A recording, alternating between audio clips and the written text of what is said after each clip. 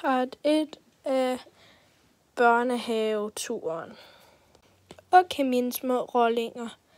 Jeg ved godt, at der er nogle af jer, der ikke er her i dag, men det må gå. Jeg tænker, I kan sige det til jeres venner, jer drenge, der er her. Så vi skal på sådan en klassetur ud i snevejret. Og ja, jeg tænker, I kommer til at have det meget sjovt. Men nu ser vi. Det skal vi i morgen, så I må hellere bare pakke jeres ting, og så ses vi i morgen. Ja, jeg er så glad for, at vi skal det her. Jeg har ventet på det hele mit liv. Shut up, Vanessa. Jeg glæder mig mest. Okay, så. Jeg er lidt bange for, at jeg kommer til at få hjemme-B. Også mig. Jeg gider ikke at høre på dig tale. Heller ikke mig. Heller ikke mig. Heller ikke mig. Heller ikke mig. Hey, skat, før jeg kører dig hjem, ikke? Ja, mor. Så havde du helt glemt, at jeg skal med jer på den tur?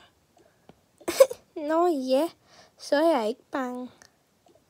Nej, så kom. Okay, mor. De tog alle hjem, og det blev den næste dag.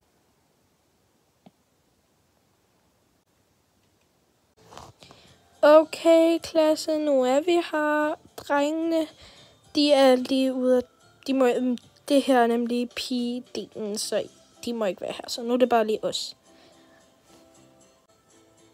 Undskyld, min mor arbejder her.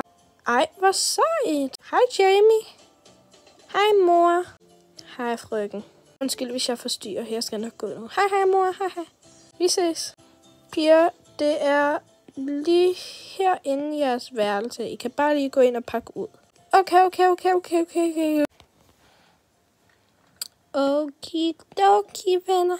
Nu har vi ryddet det hele op, som vi vil have det. Og ja, nu ser det bare mega flot ud. Ja, det gør så. Prøv at gætte, hvem der sover hvor. I har 3 sekunder til. 1, 2, 3. Skriv i kommentaren. Nu ser jeg, hvor de sover. Hende her og hende her sover her.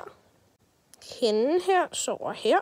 Hende her sover der. Og så de andre sover bare lidt frit på rummet. Nogle af dem sover sammen. Som I nok kan se.